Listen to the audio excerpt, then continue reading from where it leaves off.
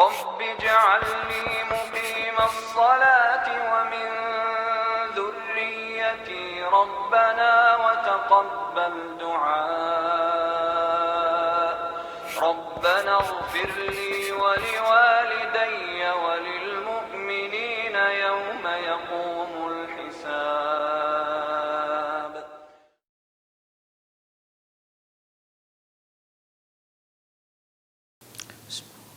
Assalamualaikum warahmatullahi wabarakatuh. Innal hamdalillah nahmaduhu wa nasta'inuhu wa nastaghfiruh wa na'udzu billahi min shururi anfusina wa sayyiati a'malina may yahdihillahu fahuwal muhtadi wa may yudlil falan tajida lahu waliyyan mursyida. Asyhadu an la ilaha illallah wahdahu la syarika lah wa asyhadu anna Muhammadan 'abduhu wa rasuluhu alladzi la nabiyya ba'dah. Wa qala Allah subhanahu wa ta'ala Ya ayyuhalladzina amanu taqullaha haqqa tuqatih wa la tamutunna illa wa antum muslimun. Ya ayyuhalladzina amanu taqullaha wa qulu qawlan sadida yuslih lakum a'malakum wa yaghfir lakum dhunubakum wa may yuti'illaha wa rasulahu faqad faza fawzan 'azima.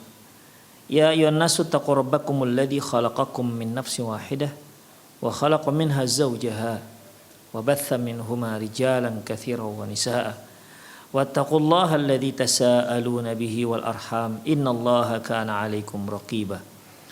أما بعد إن أصدق الحديث كتاب الله وخير الهدي هدي محمد صلى الله عليه وسلم وشر الأمور محدثاتها وكل محدثة بدعة وكل بدعة ضلالة وكل ضلالة في النار. Kaum muslimin dan kaum muslimat rahimani Allah wa iyyakum, para pendengar Rosyad TV dimanapun Anda berada, alhamdulillah kembali kita bertemu dalam kajian kitab An-Nida ila Murabbin wal Murabbiyat. Kita masuk penjelasan yang berikutnya, yaitu at-taqlidul a'ma darrun. Ikut-ikutan adalah suatu perkara yang akan memberikan dampak negatif dalam kehidupan. Tentunya kita sebagai manusia, ketika kita mengikut sesuatu, hendaklah kita punya pertimbangan untung dan rugi. Memiliki pertimbangan, apakah ini bermudarat ataukah bermanfaat. Terutama yang menjadi penimbang baik dan buruk adalah kita timbang dengan timbangan syariat. Apakah menurut syariat hal itu dibolehkan ataukah malah dilarang? Apakah diharamkan ataukah dihalalkan? Ini semua sangat penting bagi kita. Karena Allah Subhanahu wa taala menurunkan syariat agar kita punya timbangan, agar kita punya barometer. Apa yang baik dan apa yang buruk.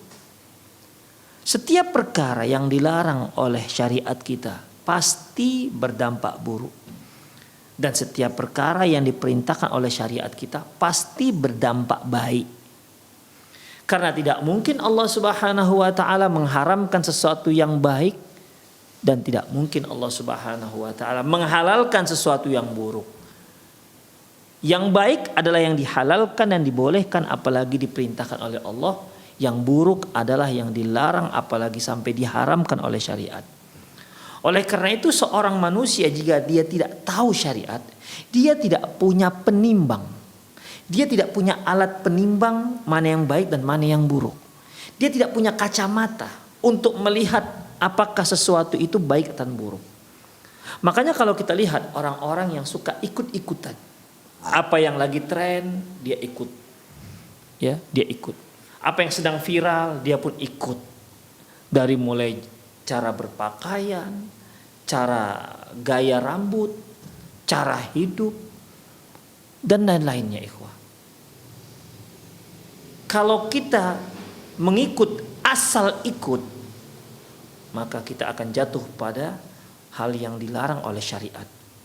Makanya Rasulullah pernah mengatakan, la tattabi'anna sunanal ladzina min qablikum. Kalian nanti pasti akan mengikuti tata cara orang-orang yang sebelum kalian.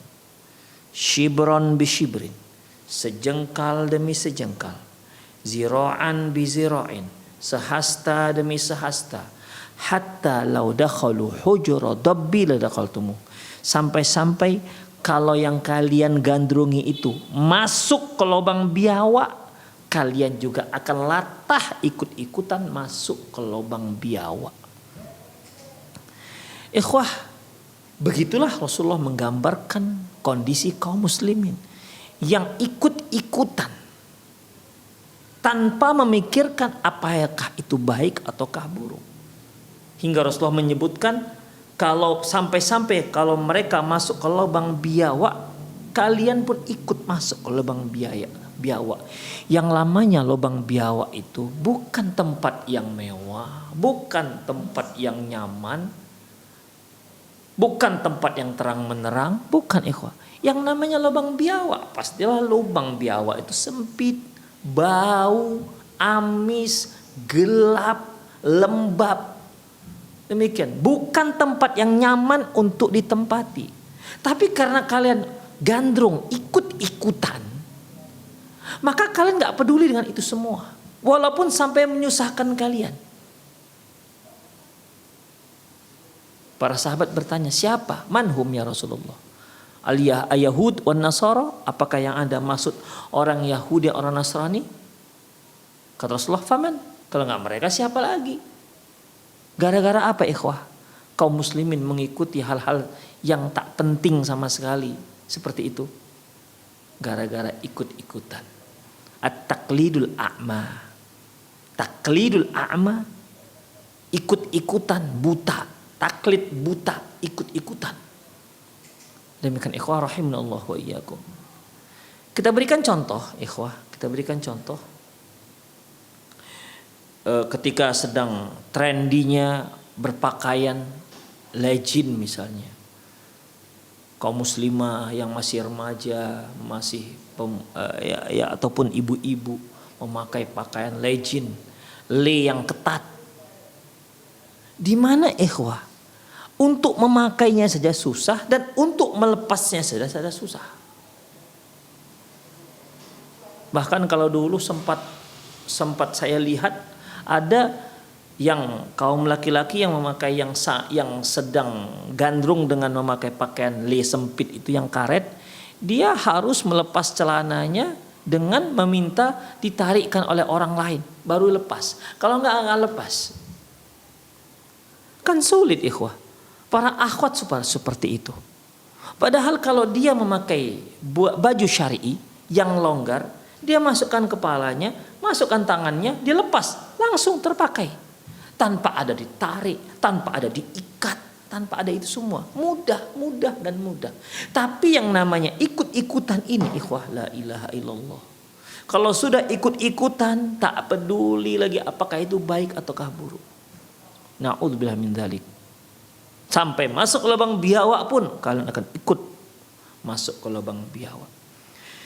Inna minal uyubil muntasyirati bainal muslimin, di antara aib, cacat, celah, kesalahan yang banyak beredar di kalangan kaum muslimin, wal akhta'ul lati yajibu tarkuha at-taqlidul a'ma, huwa at-taqlidul a'ma. Dan kesalahan yang wajib untuk ditinggalkan yaitu ikut-ikutan, taklid buta. Ikhwah, kalau taklid saja ya masih adalah pertimbangan baik dan buruknya. Tapi kalau sudah taklid buta, dia tak peduli. Sebagaimana seorang yang buta yang mengikuti orang yang di depannya, dia tak peduli apakah orang yang di depannya ini akan membawanya ke jurang, ke neraka, ataukah akan membawa dia ke sebuah lautan yang dalam yang akan menghanyutkannya. Dia nggak peduli. Karena apa? Yang penting dia ikut orang di depannya. Apakah akan menjerumuskan dia, memberi dia malapetaka ataukah tidak, dia nggak peduli. Namanya juga dia buta, ikut-ikutan buta. Demikian ikhwah rahimanallah, ikut-ikutan. Di antara kesalahan yang banyak, yang banyak beredar di kalangan kaum muslimin, yaitu taklidul a'ma, taklid buta, ikut-ikutan tanpa peduli, tanpa punya pertimbangan baik dan buruk. Faba'dul muslimin aslahahumullah, sebagian kaum muslimin semoga Allah memperbaiki mereka, kalbabgha, seperti burung beo. Yuraddidu 'anil gharbi wasyarqi kullu kalimatin aw fi'lin min ghairi ay yafhama ma yaqulu aw yaf'alu aw yuqalu anhu liyuqalu anhu mutamaddin aw mutatawwir wa hadha akhta'ul kabir. Banyak sebagian kaum muslimin ada yang sangat mirip dengan burung beo. Babagao ini orang burung beo. Kalau kita lihat burung beo, kita katakan i katanya. Kita katakan o katanya. Kita katakan halo katanya. Dia pandai mengikut, tapi dia nggak paham apa makna daripada halo. Kita katakan selamat pagi, dia pun katakan selamat pagi tanpa tahu apa makna selamat pagi. Intinya dia hanya mengucapkan apa yang kita ucapkan tanpa tahu makna dan tujuan ucapan tersebut. Itulah burung beo, babagao. Ya, babagao. Di mana orang-orang ini mereka mengucapkan ucapan-ucapan yang mereka adopsi dari timur, dari barat, apakah itu berupa kalimat, apakah itu berupa perbuatan, tanpa memahami, ya, tanpa memahami apa makna yang dia ucapkan, tanpa memahami apa tujuan yang dia lakukan. Semua itu tujuannya agar dia dikatakan modern, agar dia dikatakan seorang yang yang update, ya, seorang yang seorang yang sesuai dengan zaman, tidak kuno, tidak ketinggalan zaman. Wa hadza khata'un kabir. Jelas ini merupakan kesalahan yang sangat fatal. Ya. Jelas kesalahan yang sangat fatal. Demikian ikhwah rahimanallahu wa iyyakum. Jangankan masalah-masalah yang modern ikhwah, masalah-masalah yang tradisional pun banyak kalangan kaum muslimin ikut-ikutan. Seperti ikut-ikutan melaksanakan tradisi-tradisi orang-orang tua terdahulu. Tanpa mempertanyakan, tanpa memikirkan apakah tradisi-tradisi ini dilarang oleh syariat ataukah tidak.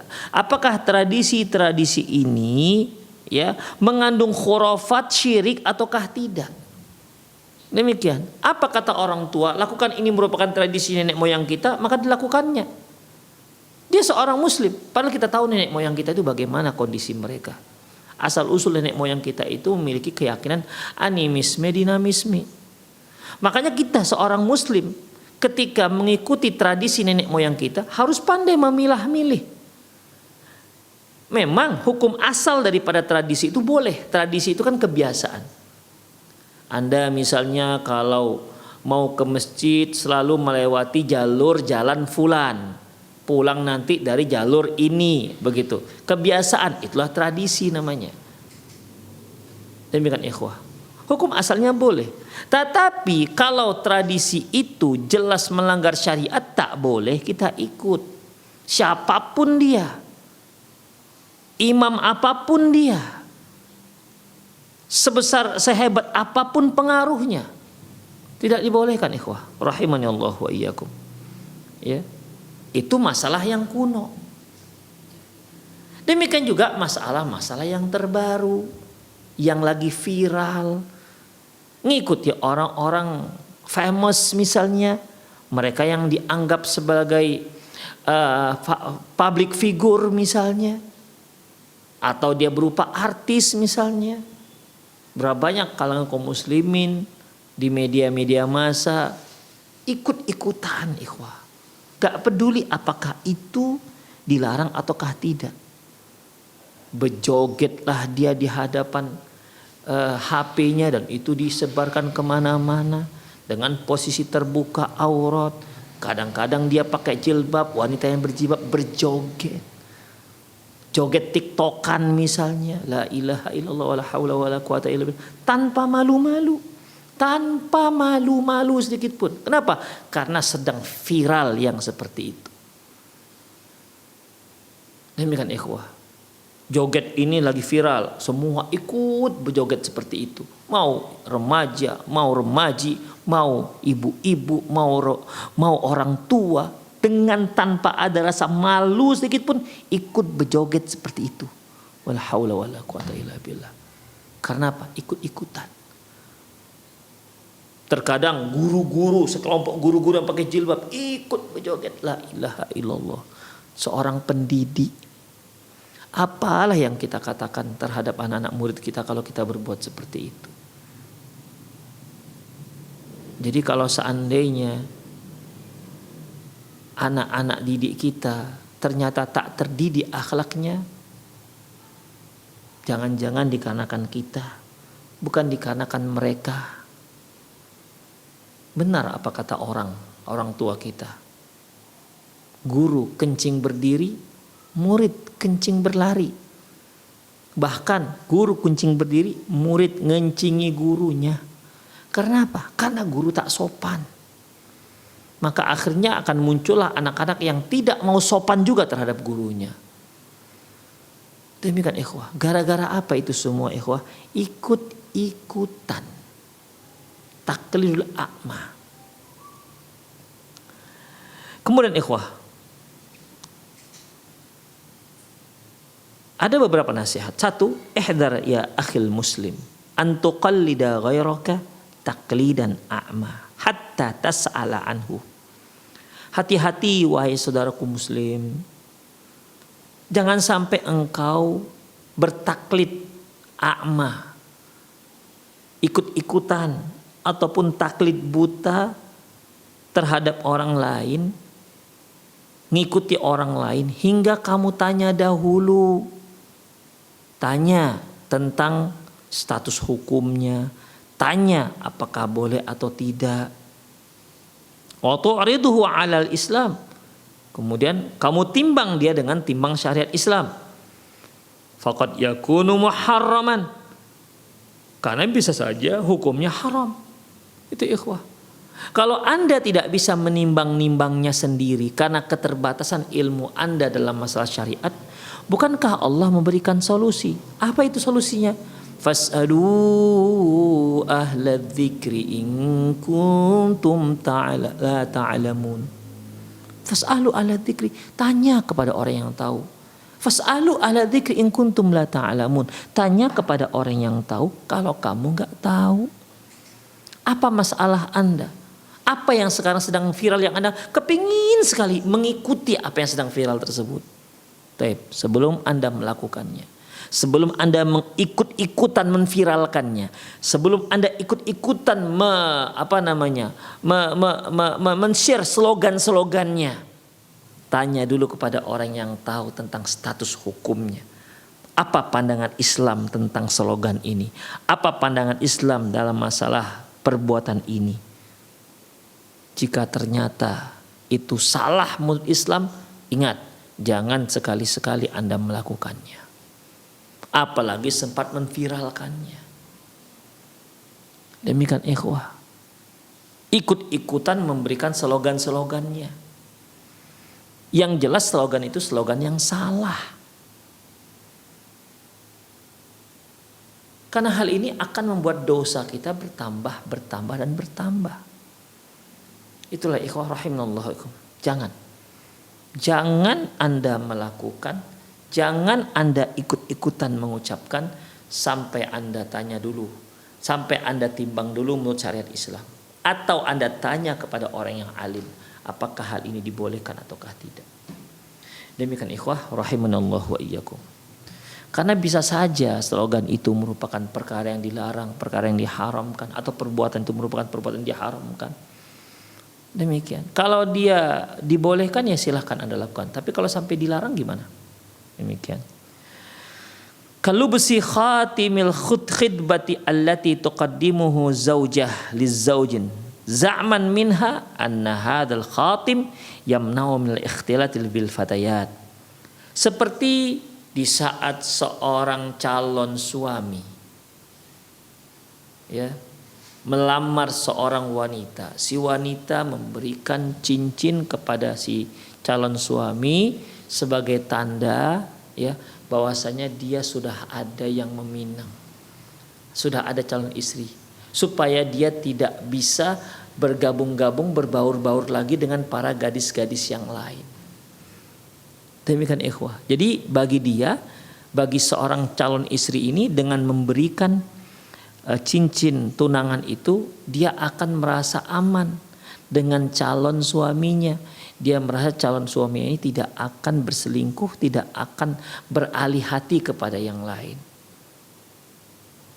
Demikian ikhwah. Ya. Wa nasiyat anna zauja bi imkanihi ayyakhla'a indama yuridul ikhtilat. Tapi dia lupa kalau memang si calonnya ini bandel orangnya, atau dia memang mau melakukan hal-hal yang tak selayaknya, bisa saja kan dia copot, dia kantongin atau letak dalam dompet, selesai masalahnya. Tidak ada tanda-tanda yang lain. Demikian ikhwah. Ya. Wa hadhil 'adah ma'khudatun min anin nasara. Dan kebiasaan ini berasal dari Nasrani. Berasal dari agama Nasrani. Wala siyama idza kana al-khatim min adh-dhahabi al-muharram 'ala rijal. Terlebih lagi kalau cincinnya itu cincin yang terbuat dari emas yang jelas haram dipakai seorang laki-laki. Waqad naha Rasulullah sallallahu alaihi wasallam al-muslimin anit tashabbuhi bil kafarah. Padahal Nabi sallallahu alaihi wasallam telah melarang orang-orang muslim untuk menyerupai orang-orang kafir. Faqal, beliau bersabda, man tashabbaha biqaumin fahuwa minhum. Barang siapa yang menyerupai suatu kaum maka dia termasuk dalam kelompok mereka. Demikian ikhwah. Itulah adat orang kafir. Tidak usah ditiru-tiru. Demikian ikhwah. Di adat istiadat kita juga ada hal-hal yang mirip seperti ini. Ya. Seperti misalnya ketika setelah akad pernikahan si suami kembali, biasanya kan pesta pernikahan itu di kalangan kita itu di tempat perempuan terlebih dahulu. Berikutnya mungkin mengunduh namanya, ya. Baru tempat laki-laki, tapi umumnya pertama tempat perempuan. Baik, setelah akad pernikahan itu laki-laki kan pergi pulang memakai pakaian, kemudian kembali. Di saat dia kembali itu, maka di situ ada acara-acara istiadat dengan disambut oleh sang istri, yaitu diletakkan sebutir telur. Telur itu nanti diinjak oleh sang suami hingga pecah, maka kakinya pun belepotan dengan telur tadi itu, dan si istri pun mulai mencuci dan membasuh kaki suami sampai bersih dan mengeringkannya. Alasannya apa ikhwah? Alasannya agar si istri menjadi seorang istri yang setia. Ikhwah, logika coba dipakai. Coba pakai logika. Apakah semudah itu menjadi seorang yang setia? Apakah semudah itu? Tentu tidak, ikhwah. Seorang yang setia, seorang yang bertanggung jawab. Wallahi ikhwah. Walaupun si suami menginjak-injak 12-24 telur, kemudian dibasuh dengan 2 kaki misalnya, ya. Kemudian dibasuh oleh istrinya kedua-dua kaki dengan pembasuhan yang sangat bersih. Itu tidak ada hubungan sama sekali dengan kesetiaan. Kesetiaan itu sebuah akhlak. Demikian ikhwah. Tanggung jawab itu sebuah akhlak. Tidak bisa dengan hanya injak telur dia menjadi seorang bertanggung jawab. Tidak bisa dengan hanya membersihkan, membasuh kaki seorang suami dia menjadi seorang istri yang setia. Itu tidak ada hubungannya sama sekali. Demikian ikhwah rahimanallahu. Tapi berapa banyak kaum muslimin masih melakukan adat istiadat ini dengan keyakinan yang jelas ini khurafat. Demikian, ini adalah khurafat. Sekedar ikut-ikutan apa yang dikatakan nenek moyangnya, ya diikutilah. Demikian, tanpa bertanya ini maksudnya apa, tujuannya apa, masuk akal apa tidak. kemudian ditimbang dengan masalah syariat, kira-kira dibolehkan atau tidak. Kan itu seharusnya kita seorang muslim. Kita itu muslim, bukan kafir. Kita tuh muslim, kita punya kitabullah, kita punya hadis Rasulullah SAW yang menjaga kehidupan kita, yang menjadikan, yang merupakan undang-undang dasar kehidupan kita agar kita itu sejahtera di dunia dan sejahtera di akhirat. Sebagai tanda rahmat dan kasih sayang Allah kepada kita, Allah turunkan Al-Quran, Allah utus seorang nabi dan rasul. Lantas kenapa kita tidak jadikan ini sebagai barometer? Malah kita mengambil kebiasaan-kebiasaan orang-orang terdahulu yang tidak tahu dari mana asal usulnya, yang lebih banyak mengandung kesyirikan, khurafat dan lain-lainnya. Demikian ikhwah rahimanallah wa iyyakum. Ya. Jadi dalam masalah ini, ya, dalam masalah ini wahai kaum muslimin dan kaum muslimat, jangan ikut-ikutan. Ya, jangan sekali-sekali ikut-ikutan. Semua masalah, termasuk apalagi masalah agama, tidak boleh kita ikut-ikutan. Ya, kalau ada masalah agama, tentu kita akan bertanya mana dalilnya. Demikian ikhwah. Ketika ada seorang berbicara tentang masalah agama, lantas orang yang mendengar bertanya, Pak Ustadz, mana dalilnya? Itu hak dia. Kita tidak usah marah-marah ketika kita ditanya dalil. Kenapa? Karena kita bicara tentang masalah agama. Agama itu turunnya dari Allah Subhanahu wa Ta'ala, bukan buatan kita sendiri. Berarti dia minta data. Mana data Bapak? Bahwasanya ini dari Allah. Kan itu artinya. Demikian, Anda tidak sedang menceritakan bagaimana cara buat pisang goreng, bukan. Anda sedang tidak cerita bagaimana cara menggali parit. Anda sedang bicara tentang syariat Allah Subhanahu wa Ta'ala.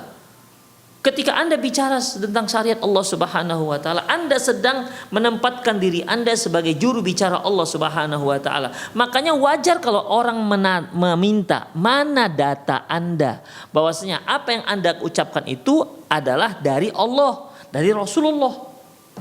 Demikian. Kalau tidak bisa memberikan data ini, silakan Anda minggir dari kancah ini, dari jalur ini. Silakan minggir. Demikian ikhwah. Anda bicara masalah lain aja. Anda bisa bicara masalah tata boga, Anda bisa bicara masalah kuliner, silahkan. Ya, yang itu bisa Anda praktekkan sendiri. Itu bisa Anda dengan pengalaman sendiri, silahkan. Tapi masalah syariat tidak bisa seperti itu.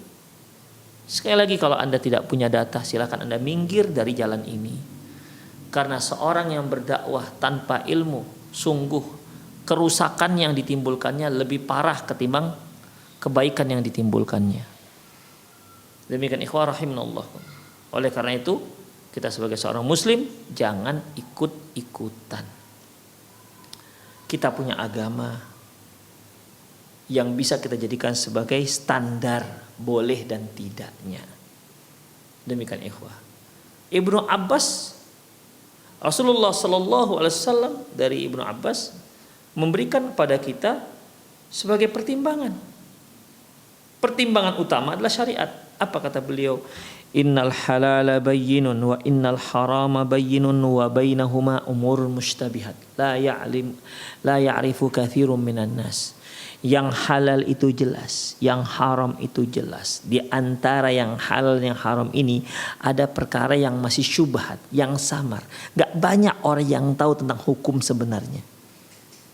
Lantas bagaimana sikap kita? Kalau jelas halal ya boleh kita lakukan.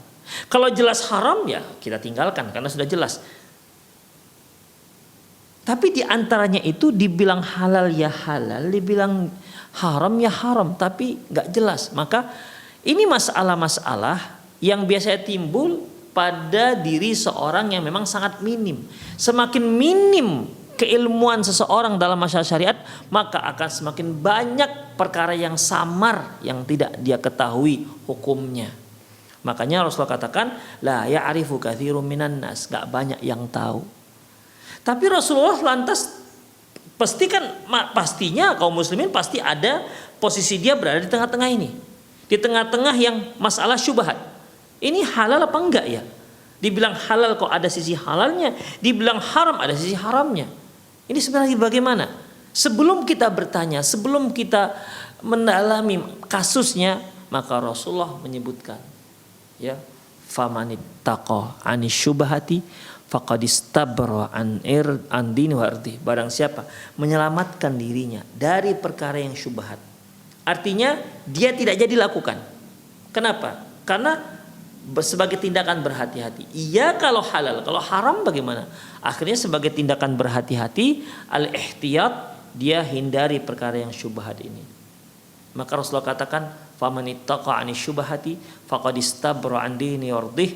Barang siapa yang menyelamatkan dirinya dari perkara yang syubhat, berarti dia telah selamatkan agama dan kehormatannya.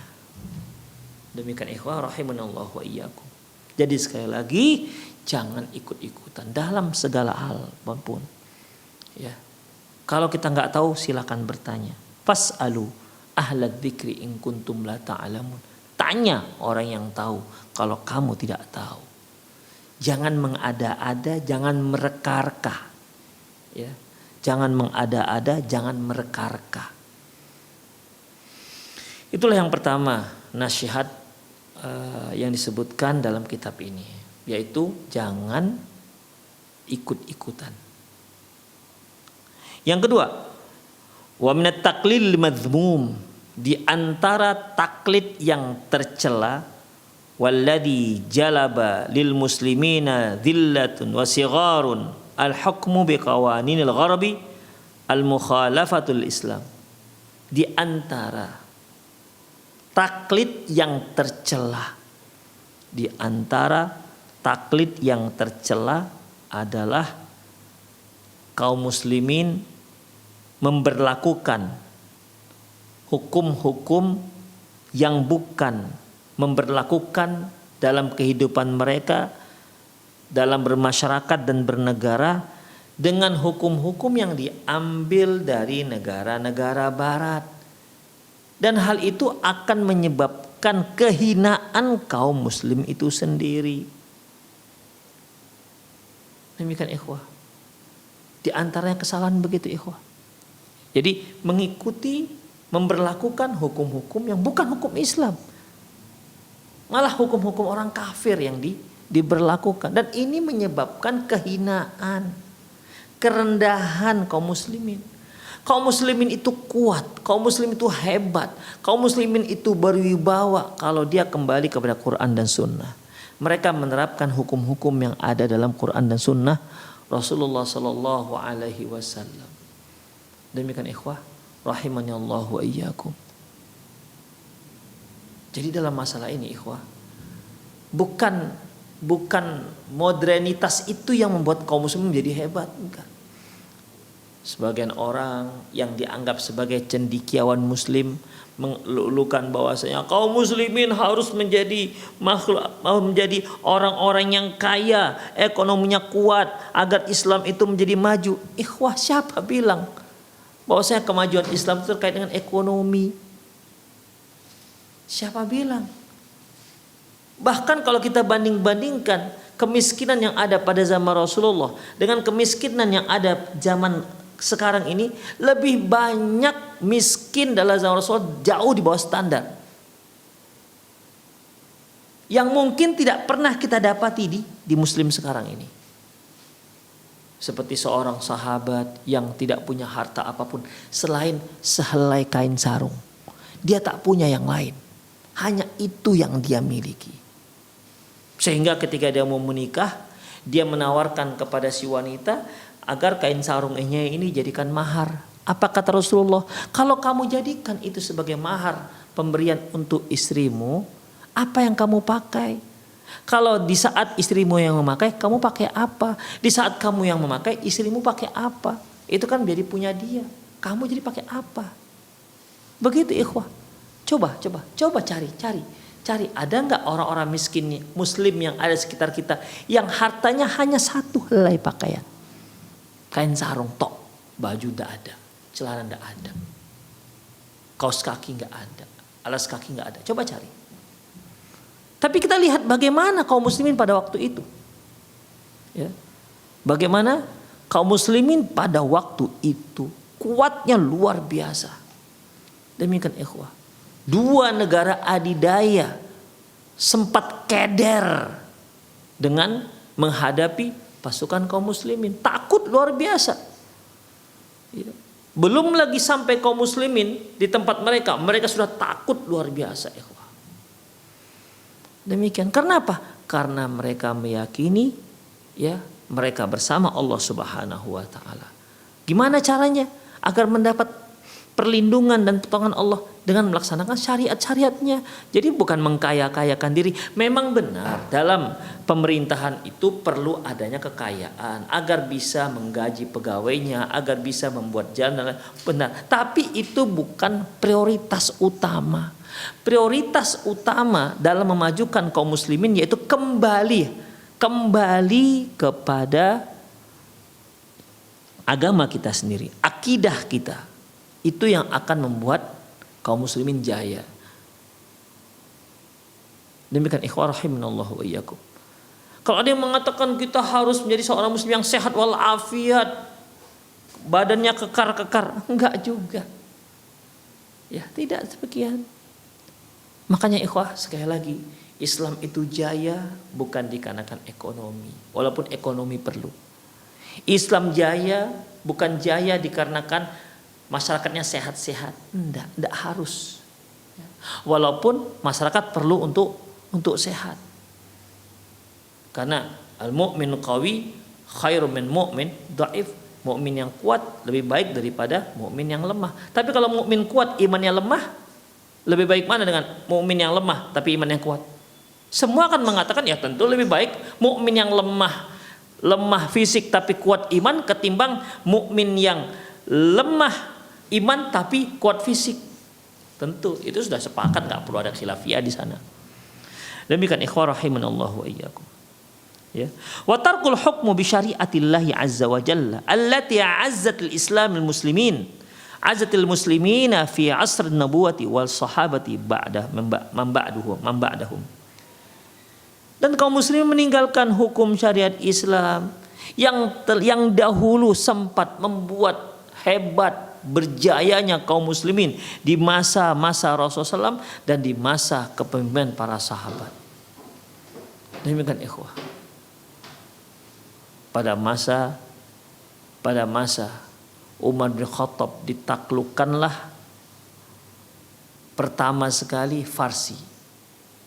Setelah itu pasukan yang telah menaklukkan negara Farsi bertolak ke Romawi. Bayangkan ikhwah, itu selatan utara ikhwah. Selatan utara. Bergeraklah pasukan kaum muslimin yang sudah berhasil menaklukkan Farsi yang dipimpin oleh panglima perang Khalid bin Walid. Hanya dengan beberapa hari, tidak tahu bagaimana cara bergeraknya. Sampai orang kafir terperanjat dengan pergerakan yang begitu cepat. Demikian ikhwah, Allah beri pertolongan. Ya, Allah yang beri pertolongan. Akhirnya pada zaman Umar bin Khattab ditaklukkanlah dua negara adidaya terkuat di muka bumi pada saat itu. Islam yang menguasai mereka. Mereka menjadi tidak berkuasa sedikit pun. Islam yang berjaya. Mengapa?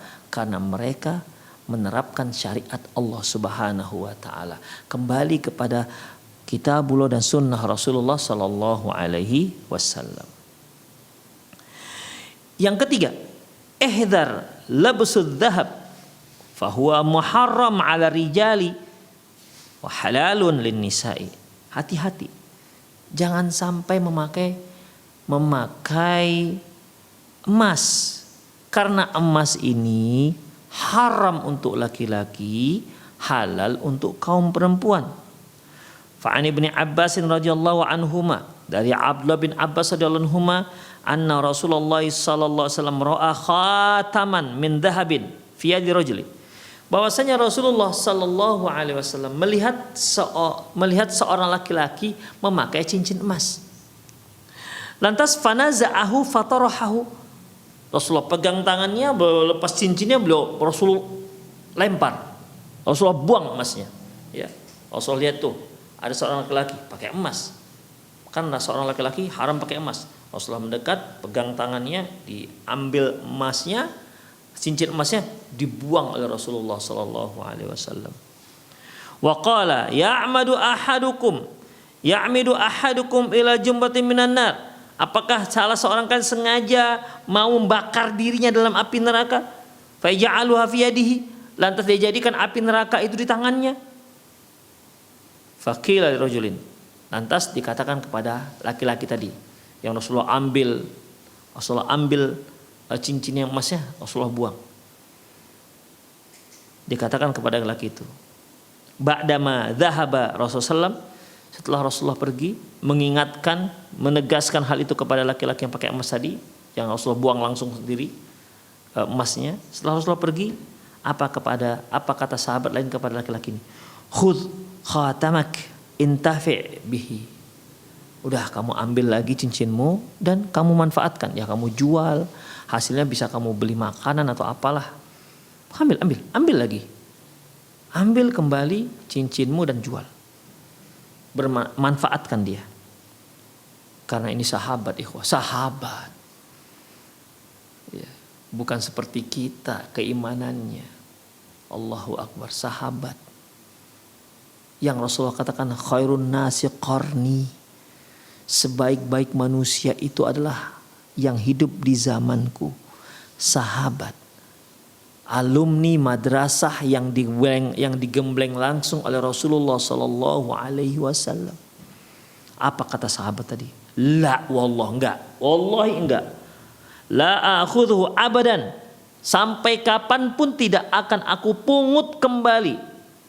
Qatarahahu Rasulullah, kan Rasul telah membuangnya. Masya Allah, luar biasa. Demi Allah enggak akan ku ambil lagi selamanya. Kenapa? Karena Rasulullah sudah membuangnya. Berarti memang tak baik untukku. Begitulah keimanan yang luar biasa yang ada di kalangan para sahabat. Generasi yang begini, ikhwah, yang membuat orang-orang kafir tuh gentar. Demikian. Seperti kita pernah baca, kita sama-sama kita ketahui perang Mu'tah. Bagaimana kaum muslimin itu jumlahnya hanya sekitar 3.000 melawan pasukan Romawi terdiri dari dua suku, Kristen Arab dan Kristen Romawi. Kristen Arab memiliki pasukan 100.000 orang, Kristen Romawi memiliki 100.000 orang. Bergabunglah dua pasukan besar ini menjadi 200.000 orang. Itu dihadapi oleh pasukan para sahabat, ya, yang jumlahnya hanya 3.000 orang. Bayangkan itu 1 banding berapa itu perlawanannya. Tapi apakah para sahabat gentar? Tak.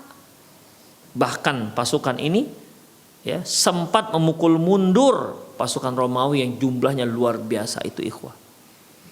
Pasukan Romawi terkenal pada saat itu dengan senjata-senjata yang canggih. Tapi hal itu tidak membuat pasukan kaum muslimin gentar. Ya, tidak membuat pasukan kaum muslimin gentar. Karena seorang muslim tahu, apabila saya terbunuh, saya masuk surga. Begitu, ikhwah. Itulah dia yang membuat orang-orang kafir gentar terhadap kaum muslimin. Jadi bukan dikarenakan ekonomi yang hebat begitu.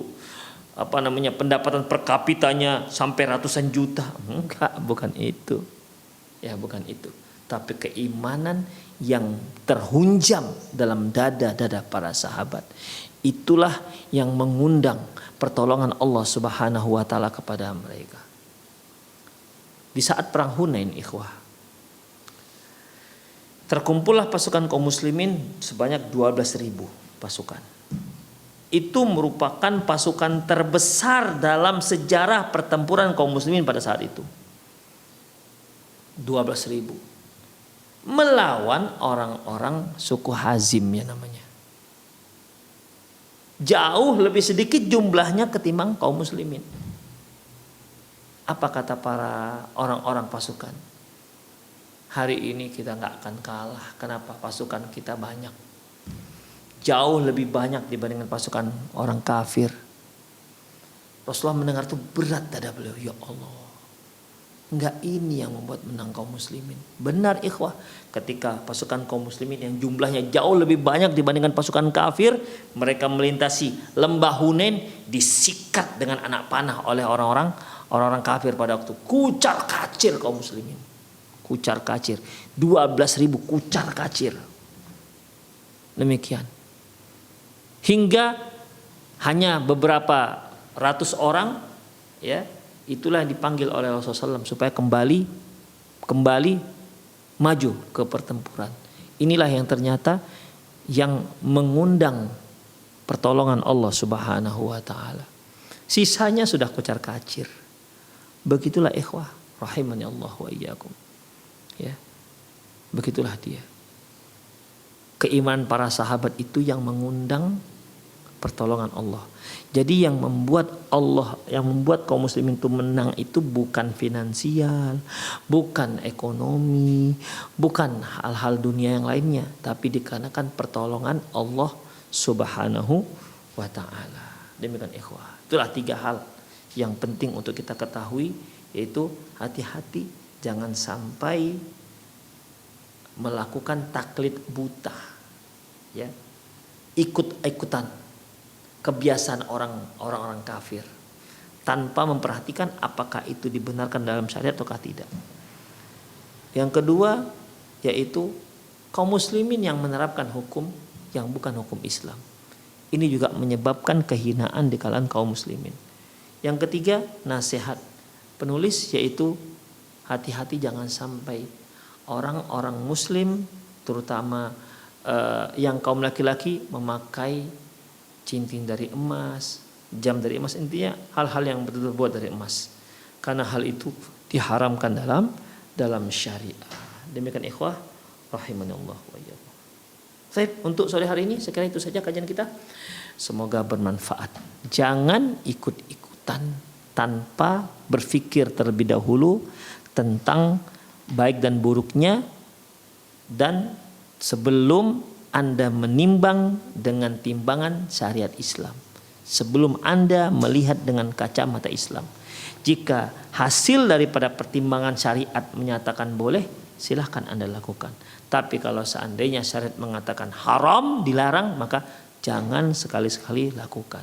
Karena setiap yang diperintahkan dalam syariat itu pasti bermanfaat, dan setiap yang dilarang apalagi diharamkan dalam syariat pasti bermudarat untuk dunia dan akhirat. Demikian ikhwah, aku qouli hadza wa astaghfirullah li wa lakum wa lisa'il muslimin innahu wal ghafurur rahim. Subhanakallahumma wa bihamdik asyhadu an la ilaha illa anta astaghfiruka wa atubu ilaik. Wa sallallahu ala nabiyina Muhammad wa ala alihi wa ashabi ajma'in. Wa akhir da'wana alhamdulillahirabbil alamin. Assalamualaikum warahmatullahi wabarakatuh.